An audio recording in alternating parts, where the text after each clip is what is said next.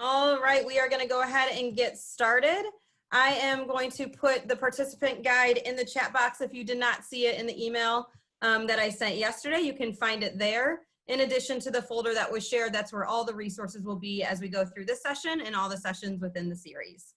All right, so we are excited to have you all here today. Just a reminder, the team at City Forward Collective is always here to support, and on the call today you have Stephanie, Jadibel, and myself. Please feel free to message us directly in the chat box or reach out to everyone in the chat box if you have any questions. Just want to remind you all that the team from City Forward Collective is here to support you, and please don't ever hesitate to reach out if anything comes up throughout the session or following.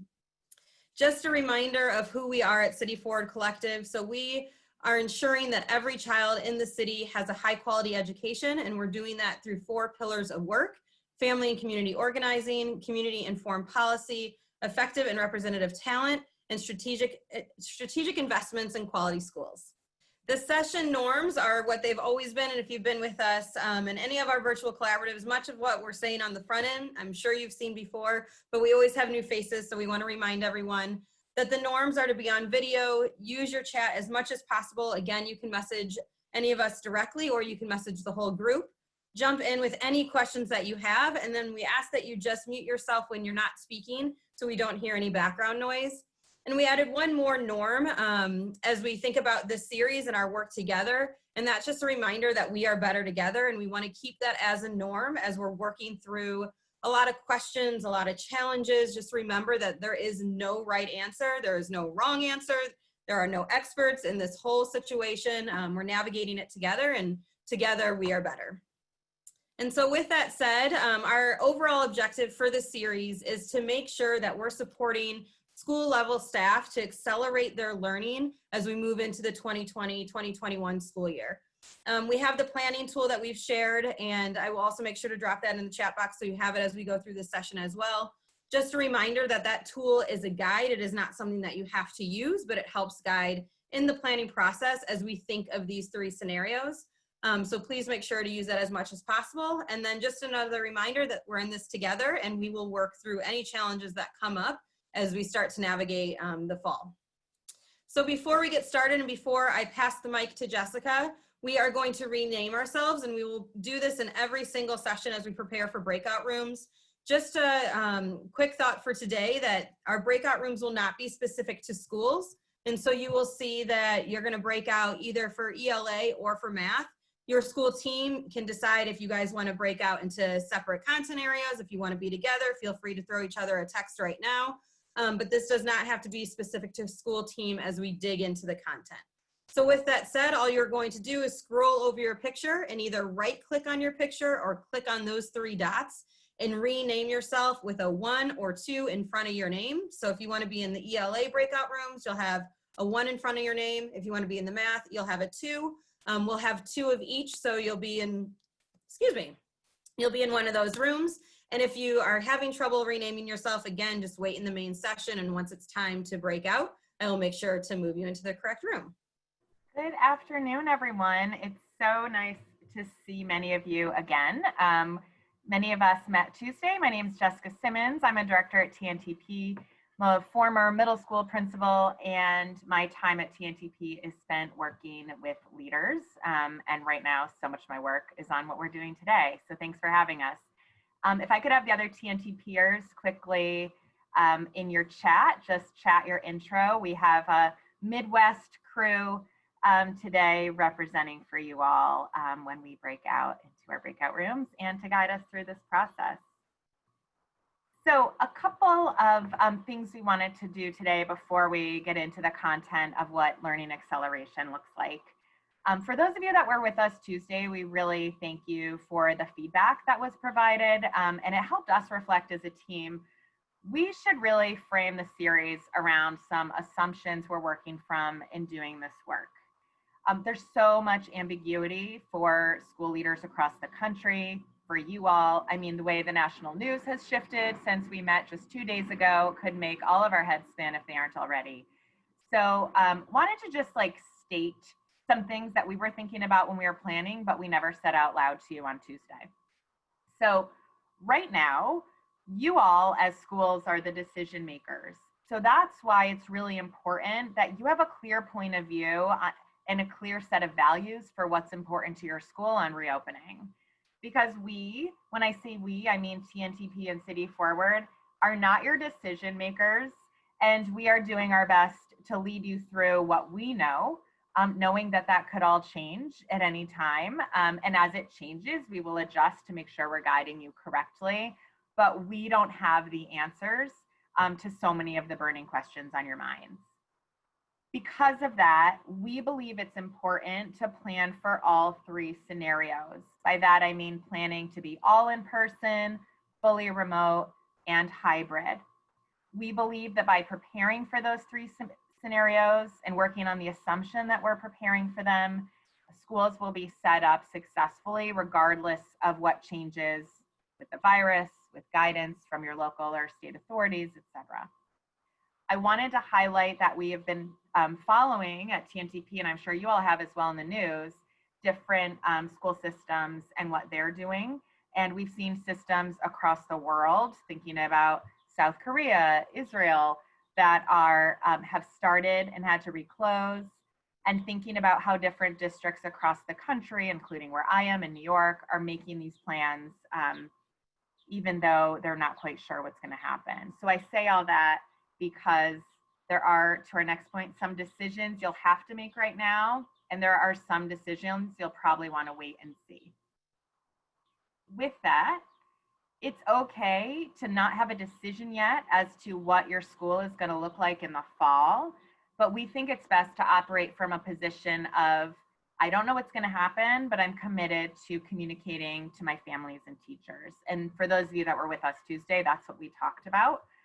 We believe that with strong communication, that 360-degree communication we talked about on Tuesday, your community will come with you, whether you have an answer or not. They just want to know that you're thinking about it and concerned about all the things that they're concerned about. And finally, nobody's an expert. So we want you all to feel comfortable sharing, because this should be a safe space where you can say, like, I'm not sure if this is the right idea, but here's what I'm thinking, and be able to get that feedback from your peers across the city. If you are worried you're not saying the right thing, that's okay. Like, no one knows the right thing to say right now. And also, for people who've already gone ahead and planned, and we know that for some folks have like full plans already, your peers want to hear from you and really value hearing those best practices being shared. And that is a good segue into our feedback from Tuesday. So everyone who filled out the survey Tuesday thought that it was a good use of time. So that's great. And there's a few quotes on the slide from things people really appreciated. And we were on the same page with you about what we could have done better on Tuesday. So as you all know, as leaders, it's good when your feedback mirrors what you said, although then you're like, man, I wish we could have done those few things better beforehand. But a few quick changes we made. You got your pre-work now ahead of time. We identified the section of the planning tool that we recommended you filled out before you came, so that would be helpful. Just clarifying norms and working assumptions, and we're able to reduce size during breakouts. I really appreciate the folks that shared with us that they just wished more people would share out on Tuesday. So we were trying to identify the different reasons people weren't doing that. And I pulled this quote because I imagine this spoke for many people at the bottom. And someone commented, "We are either in analysis paralysis or we are not willing to share what we are doing with one another.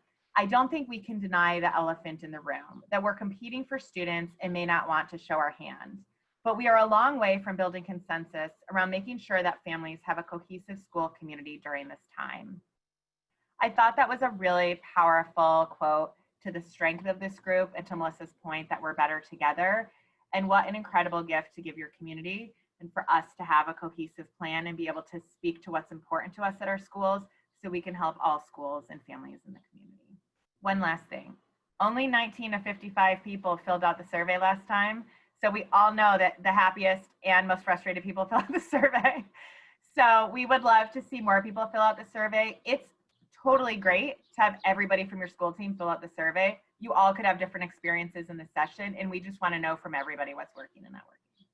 All right, so today we are talking about academics and instruction, acceleration, and diagnosing unfinished learning. raise your hand or your virtual hand if you have been through our opportunity myth briefing and are familiar with the opportunity myth. Got some hands. Got some, oh yeah, there's 3 ways to raise hands. Yep, thank you, okay. Got the virtual hands. Yeah, so some of you are already familiar with this. And for those of you that aren't, you can take a look at the opportunity myth on our website. But we know from the research that TNTP did a few years ago that we can't address the achievement or opportunity gap until we address the access gap. We really want to make sure that our academic plans every year, and especially this year, are giving all students access to grade level materials. How many of you are familiar with this data, this NW? Okay. So would someone be brave enough to just unmute and just share with us your takeaway from this slide? Hi, Colleen Ryan, Hmong American Peace Academy, 3rd through 5th grade. We looked at this with our teachers over the summer. It's just really surprising to see that 3rd through 5th grade is showing the biggest decline, and that it was specifically mathematics, because last year we focused mostly on ELA, and so it was just very surprising to see this data. Good to know, but surprising. Colleen, what were your teachers' reactions, or what are some things you're already talking about? So we were looking at, from the Zern website, the suggested lessons that we should implement next year and their suggested schedule, which was really helpful. And so right now our team's working on combining lessons, looking at those. I lead the 3rd through 5th grade campus here, and they were also mutually as surprised. It's interesting to see too, not only with COVID, but how much of a decline we see even without the COVID slide. Yeah, thanks for sharing that, Colleen. And then we have the slide for ELA. Someone who's maybe thought about this data already shared it with your team. Would you share out with us kind of your thinking on the ELA slide? Hi, I'm Ginny. I'm from Penfield Montessori Academy. I teach younger students than this graph represents, but to me, these 2 graphs definitely mirrored what I saw, which was that it was easier for us to do both virtual learning and reading, and it was also easier for families to support their children in that work. Whereas what we saw with math was that children were not able to access sort of the concrete materials, especially as young learners, to keep them getting new skills. Thanks, Jenny. And did you all talk about the ways that that knowledge will impact your planning for the fall? We're just now beginning our reopening plans. So I think we as teachers have had a lot of informal conversations. I teach at a Montessori school, so it's highly individualized. We've talked a lot about individual children and what individual children need. Thanks. Yeah, I don't think any of this is surprising to all of us, but I think to Colleen and Ginny's points, it's like still not easy to look at. And so what we want to do today is have you leave able to understand and articulate to your team why we need to take an acceleration, not a remediation approach to student learning this fall in light of COVID. We also want to make sure everyone leaves today with a baseline understanding of how to prioritize the skills and knowledge in your curriculum that will best support your students in the fall. And I acknowledge there's probably some schools like Colleen's who've already started some of this work because you work with programs like Zern who've done it. For schools that haven't done that work, we recommend the Student Achievement Partners Guide, which we shared for pre-work. There are different resources we can give you to support with that, but we're really going to want to make sure that this is a key part of our planning for the fall. So I'm going to talk a little bit about this question of what do we mean by learning acceleration versus remediation? And then we're going to get into some small groups and talk about it. So we've talked historically about addressing unfinished learning in 3 ways: retention, social promotion, and remediation. For those of you that have had a chance to look at our learning acceleration guide already, and if you haven't, it goes into tons more detail. You can follow up after this. We know that these approaches have grossly underserved students, especially our most marginalized students. I can speak personally to having been a principal and made decisions to retain when I was first a principal that I thought were like totally in the best interest of kids, and then for example, as a middle school principal, seeing kids age out of school later, that made me question that decision. And I'm sure we all have our individual and collective stories about how remediation, social promotion, and retention aren't always the best way to address unfinished learning. We also know historically that remediation has not been shown to be effective at scale. So one of the things that we've looked at is what happened in New Orleans after Hurricane Katrina. And we know that elementary schools emphasize skill recovery, found that students scored poorly on state accountability tests, and poorly enough to threaten those schools' existence. So that, when we look at the history and think about what we've done, and we know it doesn't work, that leads us to say, okay, we need to accelerate, not remediate. Even before COVID and before school closures, we knew students didn't have access to grade level assignments. And so this, again, will be familiar to people who are familiar with opportunity myth, but for those of you that aren't, when we conducted our research for that, we saw that about 26% of assignments were grade appropriate. So let's talk about what that means in 2 8th grade classrooms. So in one 8th grade classroom, they were reading A Mighty Long Way, and they wrote an informational essay analyzing historical events, getting the chance to fully meet the depth of multiple standards and learn relevant content.